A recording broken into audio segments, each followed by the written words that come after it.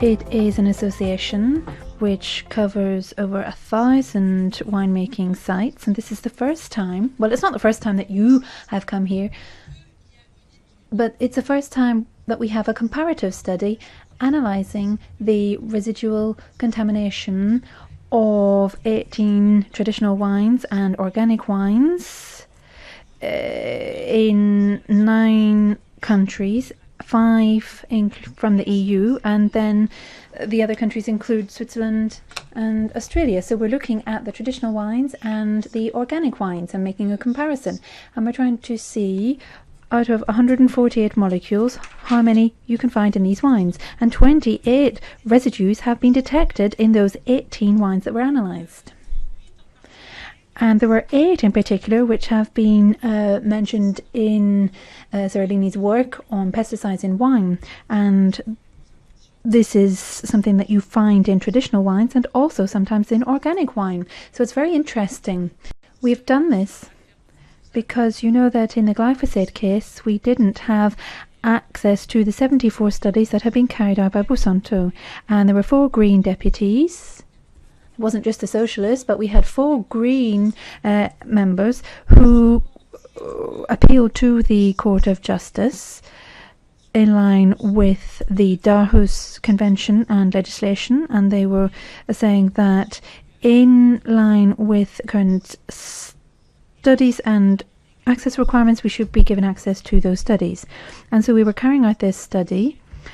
The Aarhus Convention obliges companies to carry out these studies, and they should not be using business secrets to avoid releasing those studies. So that was a very important ruling. It was from the 7th of March this year, and it will be part of case law. And so we'll be looking at that in connection with the trade secret. Our job here is to make sure that consumers get information, and this can go through a control body, and it can be provided through transparency in terms of labelling. So that's why I support this initiative, and I support what you have done in your association, because the more information we have, the more we will see the situation improve, especially when it comes to producer level. If you're looking at the traditional sector and you know you'll find pesticides, well, you don't want to be finding unauthorized pesticides. And if you're looking at the organics sector, well, you know, people think it's good, but actually you're finding some residues in the German organic wine which you don't find in the French organic wine. As you said, we're a citizens collective representing consumers, and we've brought together 1,200 wine producers in 15 member states and a whole scientific community of doctors, toxicologists, microbiologists and legal experts. And we want to see more transparency in organic wine. And we want to see a transition towards organic agriculture. In January, Professor and Mrs. Rivasi wanted to carry out this phytosanitary study. It should be an international comparative study on both traditional, conventional and organic wines in order to measure the differences between the two sectors in terms of chemical pesticides and endocrine disruptors. The goal was to see whether the toxins that are classed as mutagenic or carcinogenic and endocrine disruptors were present. So you have CMR and endocrine disruptors, and they do not have to be withdrawn from the market. However, consumers should know what's in the wine when they buy it. That's why we have the organisation TOWA to try to bring more transparency to wine and to bring information to the public about endocrine disruptors. And we also have a charter of commitments for cities and regions without endocrine disruptors. In the region and with the professor, as Mrs. Rivasi said, it was a 9-country study, and we took 2 samples from each. 1 sample of conventionally produced wine and 1 of organic wine, in order to establish the differences in toxicity between the two sectors. For the EU, the countries studied were France, Italy, Germany, Spain, Greece. We also had Switzerland, that's in Europe, but is not subject to EU legislation. And then United States, Chile, Australia for the 3 non-European countries. And we wanted to emphasize the toxicity which Professor Gilles Lixirani, and this is recognized by the International Agency Regulating Pesticides. These are European and American agencies, regulatory data banks, EFSA, and so on. The professor, well, these are, we looked at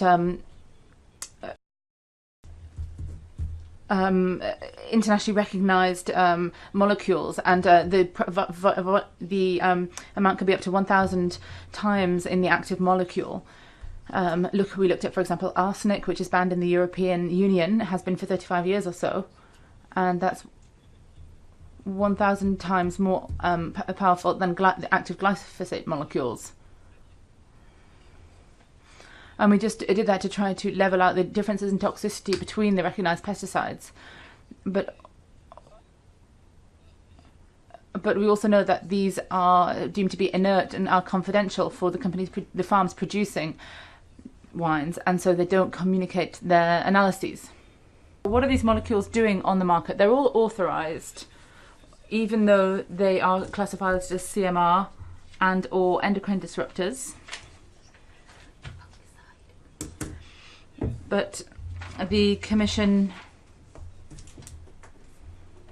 has not said that these should be withdrawn from the market, nor has it said that citizens should be informed of their presence in the products they're consuming.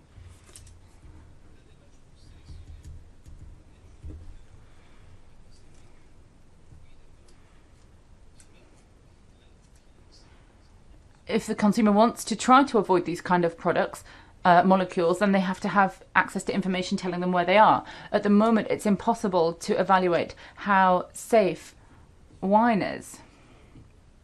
You don't know what levels of these substances are in the wine you put on your table and then consume. That's why we need more transparency.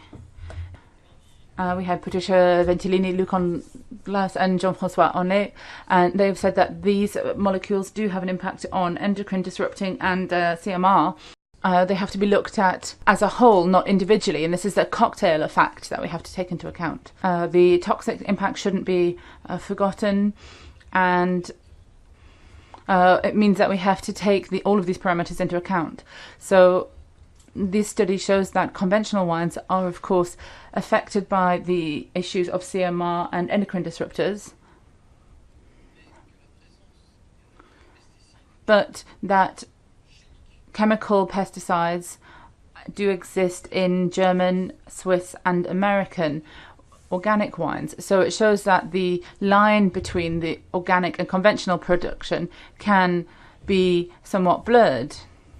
And this is why we really want to sound the alarm bell, because it means that the Commission, the guardian of the treaties, is not being vigilant. It needs to strengthen regulations about organic wine. As Madame Rivasi said, we want to create this positive loop, and this is something that should be encouraged.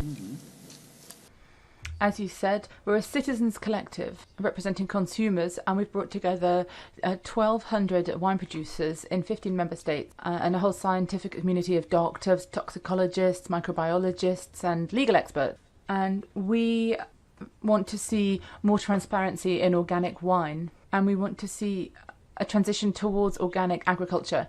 In January, Professor and Mrs. Rivasi wanted to carry out this phytosanitary study. It should be an international comparative study on both traditional, conventional and organic wines in order to measure the differences between the two sectors in terms of chemical pesticides and endocrine disruptors.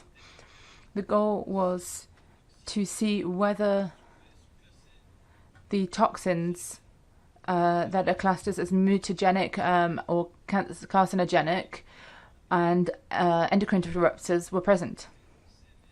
So you have CMR and endocrine disruptors, and they do not have to be withdrawn from the market. However, consumers should know what's in the wine when they buy it. That's why we have the organisation TOWA to try to bring more transparency to wine and to bring information to the public about endocrine disruptors. And we also have a charter of commitments for cities and regions without endocrine disruptors. So where do we get the information from? Well, we got the information from this TOWA study, and it shows that in traditional and organic wines, it shows that there are these maximum residual limits and that there are quite a lot of products that can be found. The levels were not very high, but there were traces. And you could actually have figures up to 20% in connection with the authorised limits. We have the list of wines. We have a few examples, but Olivia will tell you more. So there is a problem here that we're faced with. Firstly, we have a European directive, and it is to a certain extent harmonised when it comes to looking at organic products, and it talks about what can be labelled as organic. But we also want to have labelling covering the residues. So if there isn't any residue labelling, then people don't know exactly what they're getting when they have the organic wine. They don't know if the residues are there or not. And so it's very important. So it's important not only for the organic wines, but it's also for the traditional wines as well, because if I've understood correctly, it is the organic wine that's being checked very carefully, but people don't do the same really with the traditional wines as well. And then there's another point, and this is in connection with the measures. There is wine coming in from Australia and Chile and so on, and it contains the residues, and you find this in both traditional wines and organic wines, and these are pesticides which are not authorised in France. So we do need to have some sort of European control body to check if, when it comes to wine, whether or not there are pesticides in it which are not authorised in Europe, because normally that wine shouldn't even be allowed across the border. And so we really do need a European control body which would be able to do that. And our job here is to make sure that consumers get information